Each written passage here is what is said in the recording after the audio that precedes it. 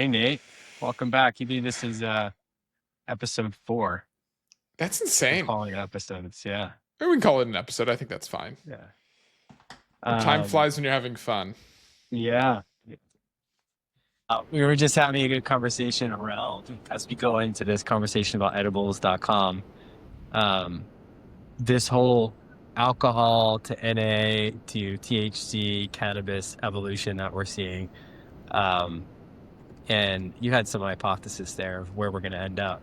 I I Yeah, you look do. great. There you go.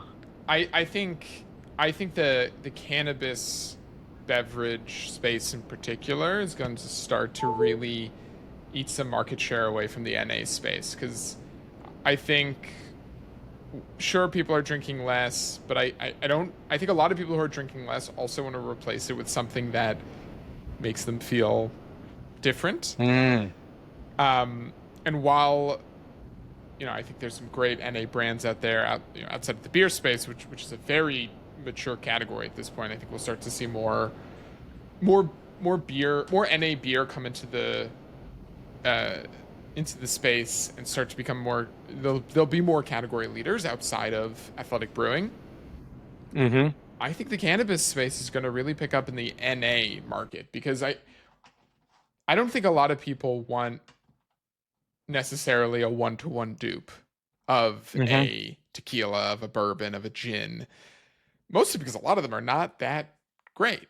I think the beer does a really good job at replicating what it says it's replicating. I think the other ones don't do as good of a job. Again, this is more of my personal preference. Um, Man, it's super interesting to hear you say that because I'm a NA beer guy for the last couple of years, like pretty exclusively. I just enjoy it. To Yeah. me, it's like a placebo effect. It just makes you feel you're like, cool, I feel chilled out. But you don't actually. So when you said that distinguishing between actually wanting to feel something from the drink, super interesting. And it's funny because I'm just like, I hadn't even thought about that aspect of it where like when you get out of the beer, like the reason that the beer NAs work is many of them at this point taste like what you're used to having. As you start to cross over into spirits and wine, it's not quite there from a taste perspective. At least like the vast majority. And so it doesn't have the same impact. No, no. And I think with cannabis beverages right now, too, is they're no longer these 1,000 milligram like sugar bombs. They're 1 to 5 milligrams. They're very accessible. They're very sessionable. They're also branded a lot better where it doesn't alienate a wide swath of consumers where I think early edible products did. They were also focused on just getting high, where I think a lot of these newer products are a lot more approachable. Can, Wink, Can Trip, uh, nowadays, even what we were talking about earlier, 1906, they're they're visually more accessible to a wider audience. Their flavor profile is a lot more elevated. Brands like Artet is another spirit-based cannabis beverage that they're elevated. They're much Mhm. more approachable to a suburban mom who's looking to replace wine with something else, but she still wants to feel something. Yeah. That I think is the interesting part of this category, that it's moved beyond just its association with let's say the Venice Boardwalk or the Santa Monica Boardwalk. I always forget which which one is the Yeah, wrong person to ask that question. But okay. yeah, I think Let's say Dennis the is what Venice you're talking Boardwalk. about. Yeah. I it its association with like you know somebody on the Venice Boardwalk in California to a Hmm. suburban mom in Connecticut. I think that's a very interesting switch that is going to make it a lot more approachable to a much bigger audience, which is why like retailers like Total Wine and retailers like now Edibles are doing what they're doing, is because they can reach so many more people and so many more consumers who want this stuff.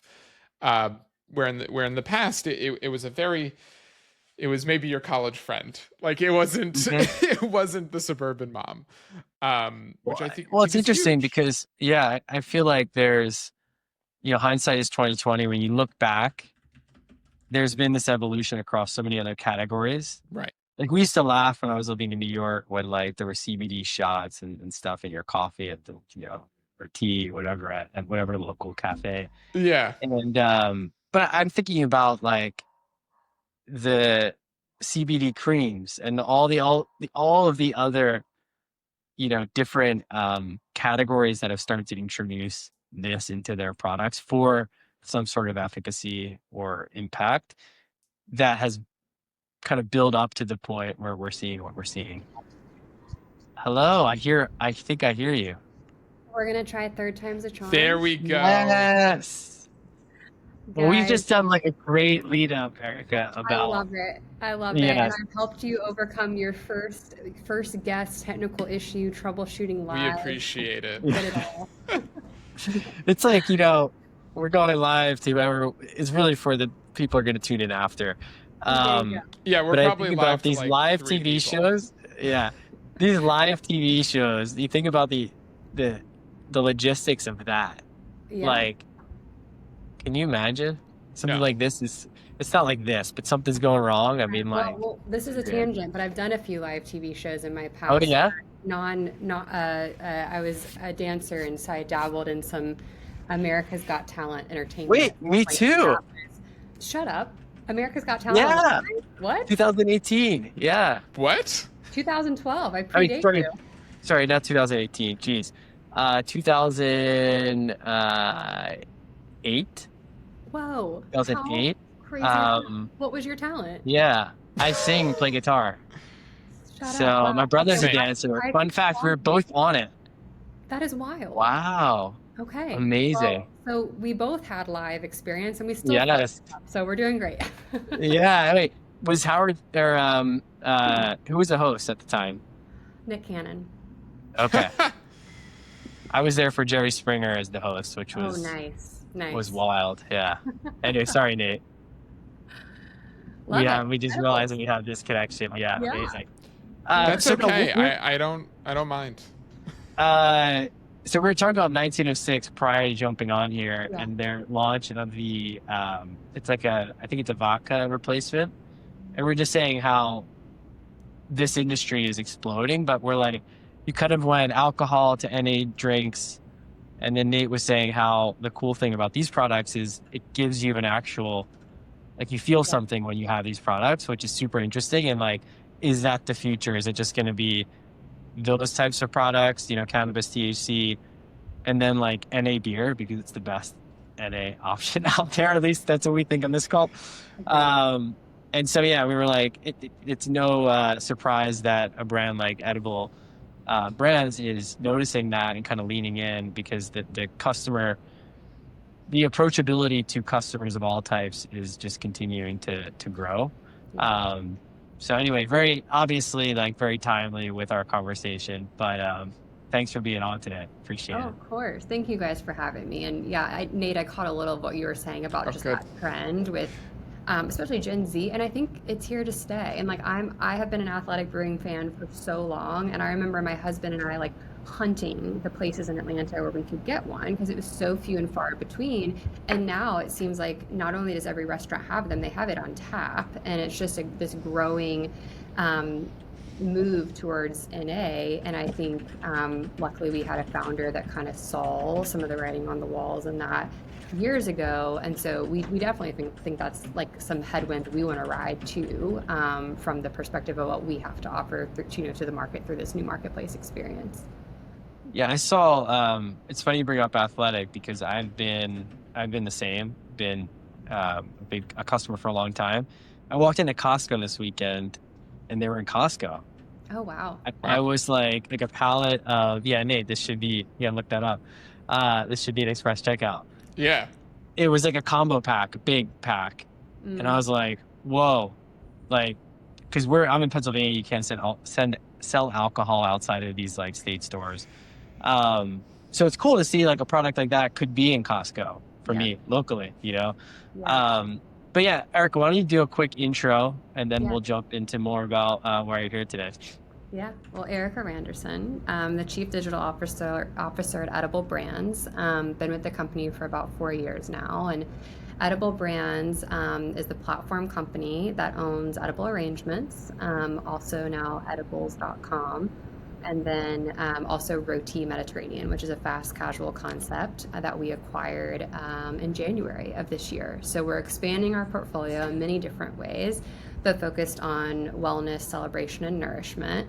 And recently, this past Thursday, we announced our more nationwide approach to shipping for edibles.com. So we actually launched edibles.com in March of this year in a few pilot stores in Texas for local delivery, and have been excitedly awaiting the build of the digital experience and all of the many parts that go with taking a broader approach to distribution, and had that big day Thursday, and it's been a fun ride really ever since we started building this thing, which is dates way Yeah. back in March, but it's been fun.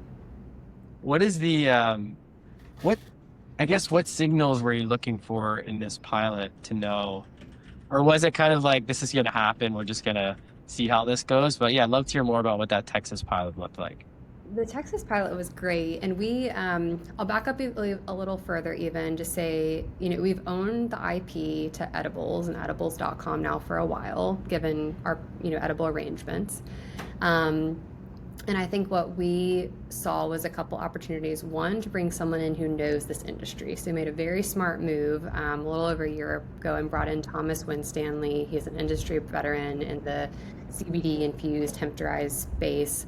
So we brought him in to help us really guide through this category, this customer. So with our launch in Texas, it really helped us understand a lot quickly. One was regulatory and law. We had quite a few scares there last minute with just Texas and some of the changes they were making on the fly. I'm sure. Launch time. But worked through them, and we have an amazing internal legal team and outside counsel as well. But there's been a big learning curve for us there. So the Texas launch helped us kind of start jumping through some of those hoops, understanding what that looked like. It also helped my team. I lead our e-commerce team here at Edible, so it's building a digital e-commerce experience for a highly regulated product. So we still, whether it was going to be just Texas or the whole nation, had to figure out what does that mean in terms of entrance to site and age verification. Because we are a portfolio-owned brand, we also wanted to take an extremely conservative route. So even if there's not a law or regulation about how we approach this, we want to do so in a way that's very sensitive to the customer and to the product, and just a very safe and secure and trusted voice. And that's really what we felt was also missing from the industry at large, like a true trusted partner.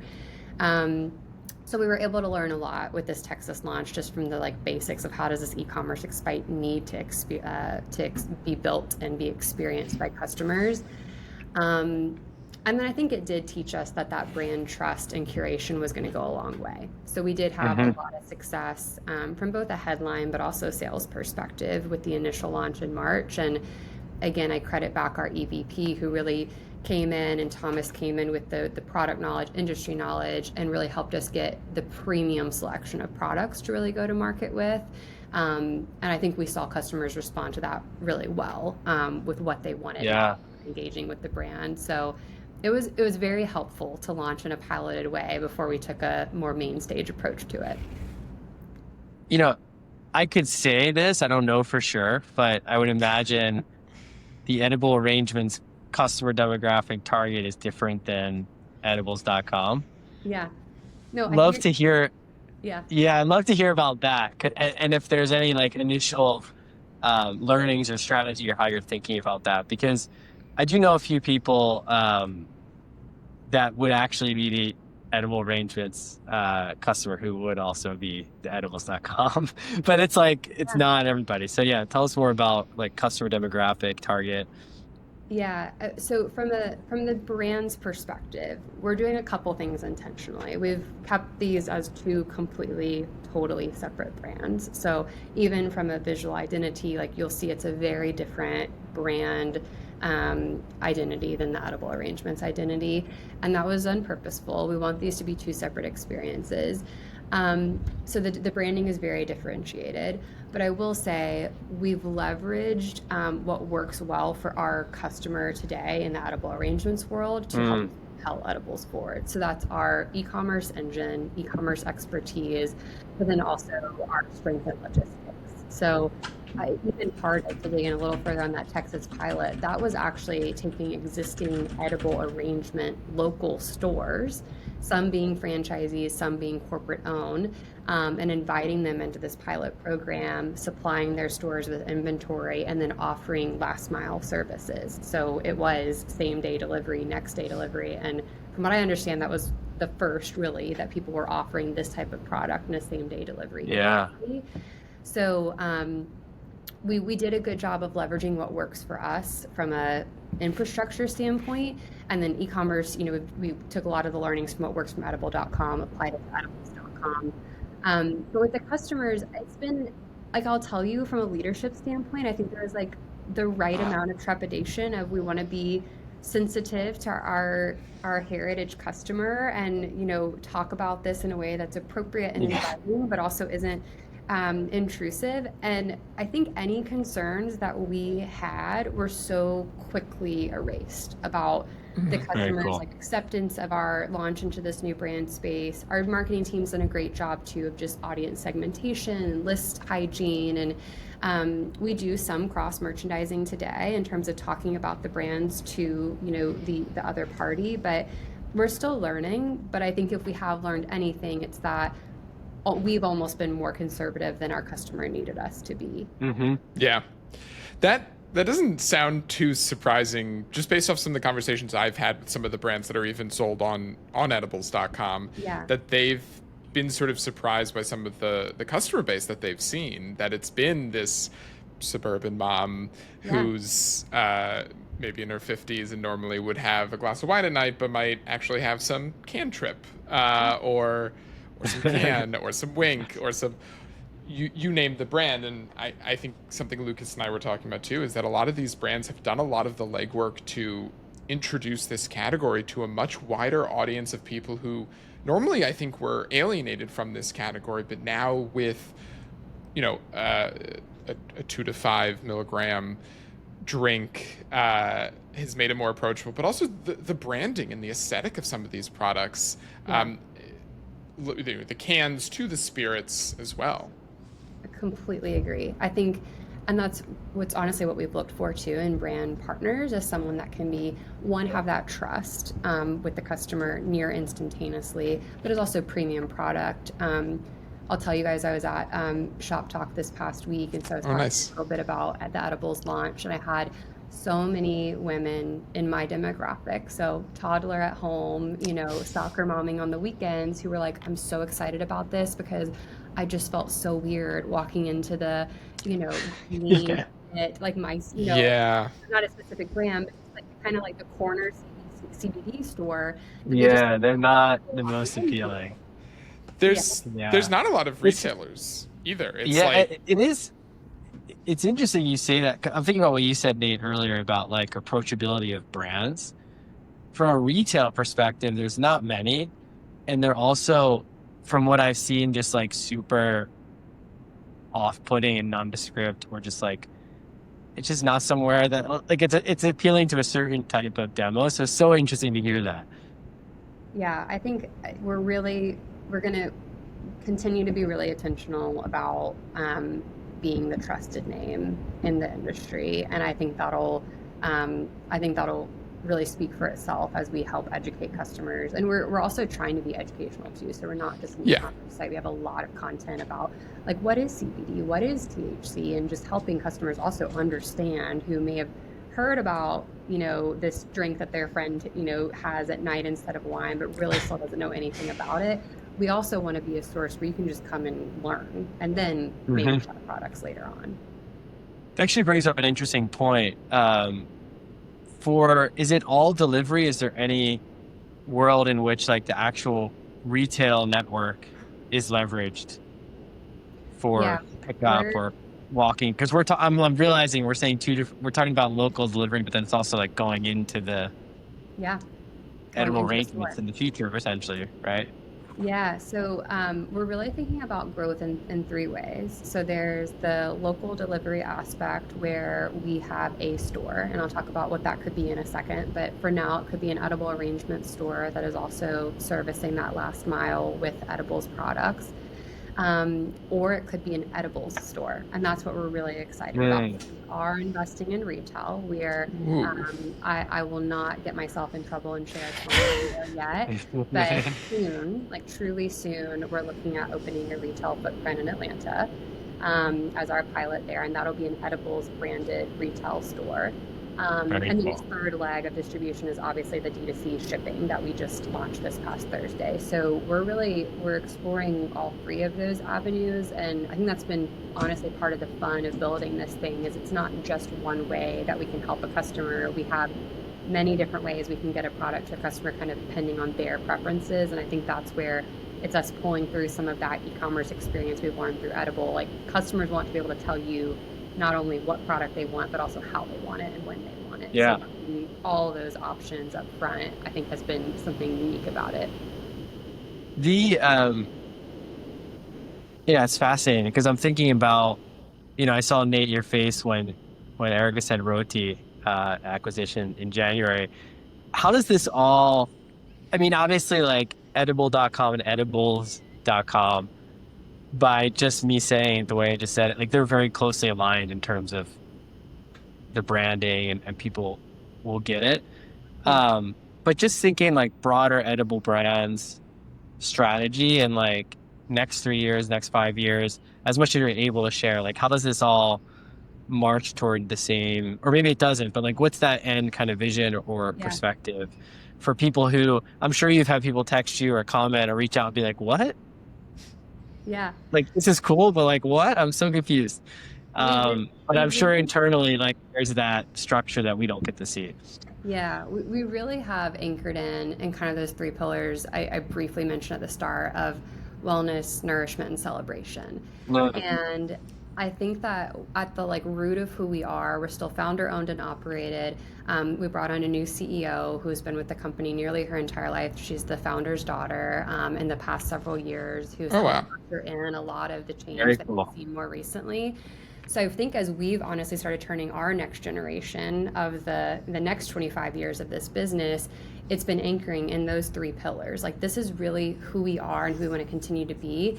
And for me, leading the digital business unit, like we just produce joyful experiences, whether the joyful Hmm. experience is giving grandma an arrangement on her birthday, or that's making it more joyful for the soccer mom who's like, I've wanted to try, this CBD drink and I haven't known where to get it, or it's I've got to cater a lunch for my team in the office downtown, and Roti, by the way, if you haven't had it, phenomenal, is a great healthy option for that. From a digital experience standpoint, we're looking to make all of these things simple, easy solutions for our customers. So I think we've been really able to tie it all in together. If we want to continue to invest and acquire and grow, where we can add value to brands who are aligned to one of those three pillars, and we feel like we can truly make that customer experience, easier and more joyful along the way. It's amazing. Makes a lot of Wow. sense. I think also I keep hearing what you said about what you've learned from edible arrangements and applying that elsewhere. And I feel like the true omni-channel nature just ties in so well with the idea of access and Yeah. creating that experience that because for so long, it's still many people will look to Amazon just like fast delivery, easy to get what you need. Like when I left the city, I thought I'll be done with Amazon, I'll get cost. That's not true. Yeah. Like we still order Amazon, get something next day.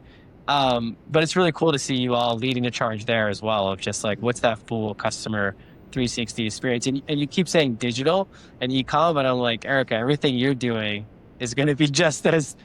connected to everything happening elsewhere, right? It's like these worlds just are constantly intertwined. Yeah. So it's so important. No, I agree. Yeah, I think we're continuing to learn, and it's really fun. I mean, that's what I'll tell you. Like um, Yeah. the It fact that has we to be. went from selling fruit arrangements predominantly and primarily to now we have this amazing category and hemp infused marketplace and roti too. Like it's been a really fun ride, and I think it's something that we're eager to continue pulling the learnings through. And to your point, you're right. I definitely wear my digital officer hat a lot and use those digital terms, but it is omnichannel. And like we care about the customer at the end of the Yeah, day, it's great. regardless of how the customer wants to show up. Yeah. Well, thanks so much for being on. Anything else, Nate, before we wrap up? This is great. No, that was I got to yap about all the things I wanted to yap about. No, but I think it's really interesting. I think it's like it kind of does feel like a good extension for the brand. It feels also it's like revitalizing the edibles brand as well. I've never forgotten about edible arrangements. Those Thank things you. always I mean, always crave. I always crave them. It's always good. I've said like I haven't ordered one, which maybe I should, but I love receiving them. I've received them quite a bit, and I'm like, Yeah. it'll be interesting to see what this launch does to that business as a byproduct. Yeah. Because I feel like a lot of people have at least received them, and they're like, wait a second, I remember like this one like right down the street. Yeah, People awesome. truly, I learned when I started working here, people love edible arrangements. And it doesn't matter Yeah, if I mean, it's like one moment 10 years ago, they love edible arrangements. But since you said it, you both have to try our new cookies because they're Happily. Okay. Go ahead and get yourself some edibles.com. Amazing. Cookies and perfect combo. Perfect. There's literally edible ranges right down the road. So you know, you can have that like tomorrow. Amazing. Yeah. All right. Well, thank you thanks so for much. I having appreciate it. me. Yeah. thank Thanks for you. making the time. This is great. Have a great week. Thanks, guys. Bye. Thanks. Bye. Beautiful. We got it to Amazing. work. I'm Anything else on impressed your- with us. Yeah. I mean, I loved hearing about the pillars Yeah. within edible brands and how we think about, I'm sure, acquisitions and just growing the portfolio. But hopefully for anyone who watches this, checks it out, and who's asking, what does edibles.com have to do with edible arrangements? It makes so much sense now. Super Yeah. exciting. It really does. I gotta send. I'll send you edible arrangements, and you send me edible I'll arrangements. send you all right? edible arrangement. Honestly, that sounds fun. Look, I loved, not that I ever personally received edible arrangements because I was I think a child in its height.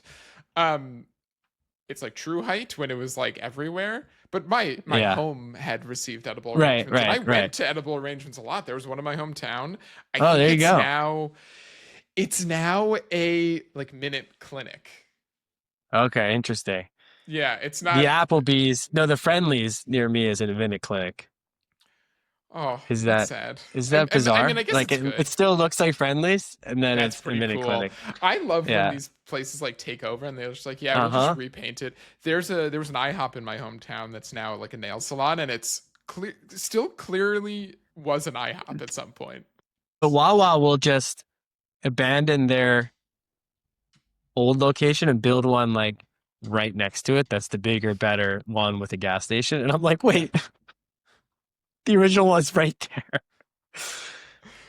That's really funny. But no, I But I still guess think, I mean, efficient. we on our first episode, we uncovered this convenience store hack.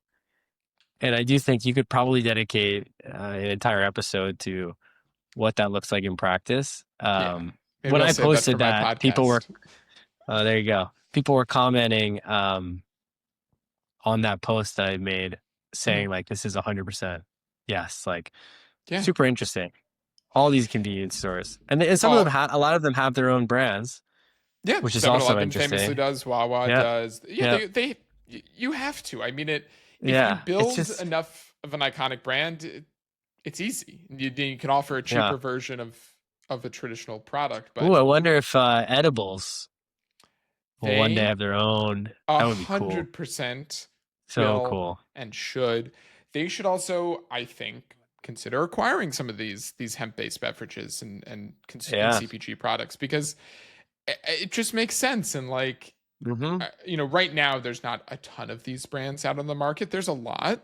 There's new ones coming out all the time. Mix is one that just launched. They're a I don't know where it is back there, but they're like a concentrate in a little baggie that you pour into another thing.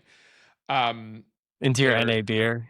Oh, yeah, exactly. Then you have there's Choom, which just launched out of Chicago, or launched within the past few months. But We're going to see a lot more, especially as the manufacturing capabilities of these co-mans start to beef up a bit and it becomes a lot more accessible. And there's more retailers distributing these products. Like the edibles.com, if this really kicks off the way that they're hoping and the way that I think it will, we're going to see a lot more brands, because then there's more channels for these brands to There's distribute another from. 100%. It's huge. That's the only way this category grows, is if there's distribution channels, and now they're starting to be. It's tough right now. We've talked to a lot of these brands who have great product, but they're trying to figure out how to grow. And right now online is like the go-to place, but it's hard. So Yeah. a place like edibles.com who could have figured it all out for you and you have to supply the product to them.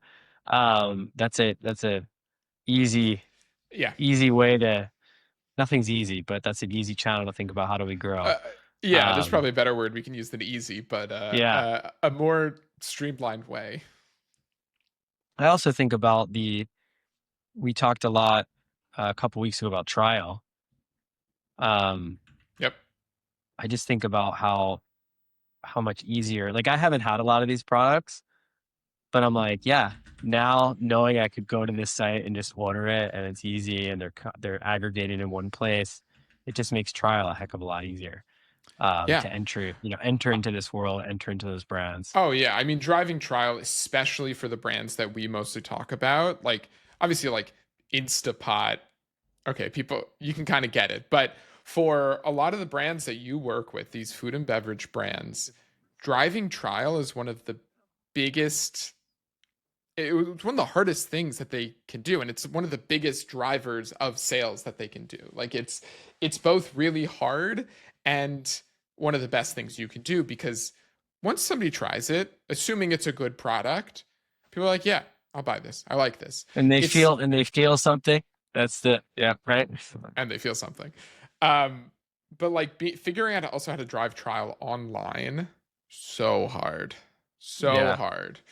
I think that could even be a point of discussion on a later episode. Tactics and how we see that working. Super interesting. Black Friday, Cyber Monday, I will say, any brands watching this who have minis or trial size options, start giving those babies away during promotions. Use it as a value add opportunity for customers, because those are the opportunities to increase lifetime value. Maybe not AOV in the moment, but when they come back, they're more likely to try those other products and start subscribing or whatever it is that you offer. So, great. Well, thanks again, Nate, for doing this. Here we are. Yeah, of course. And we're 4 in. We'll see you in a couple weeks for episode 5. It's gonna be fun. And big thanks again to Erica for joining us, first guest. So that was great. When we get next, we have some thoughts. So hopefully somebody fun. We'll see somebody soon. Thanks everybody. Awesome.